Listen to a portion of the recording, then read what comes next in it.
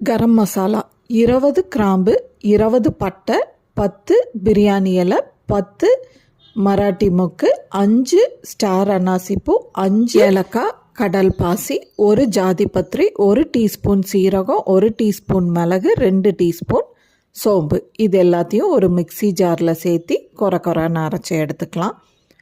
நான் எப்போவும் கம்மி குவான்டிட்டியில் தான் கரம் மசாலா ரெடி பண்ணுவேன். ஏன்னா அப்போ தான் அது தீந்து போகிற வரைக்கும், கடைசி ஒரு பிஞ்ச் வரைக்குமே அந்த கரம் மசாலா நல்லா கமகமான ஸ்மெல்லாக இருக்கும். அரைச்ச கரம் மசாலாவை இந்த மாதிரி ஒரு கண்ணாடி ஜாரில் ஏர்டைட் கண்டெய்னரில் போட்டு வச்சுட்டா அதோட ஸ்மெல்லும் அப்படியே இருக்கும். எத்தனை நாள் ஆகினாலும் கெட்டும் போகாது. இப்படி தான் வித்யா வீட்டு கரம் மசாலா ரெடி ஆகுது. இதே டைப்பில் கரம் மசாலா நீங்களும் உங்கள் வீட்டில் ட்ரை பண்ணி பார்த்துட்டு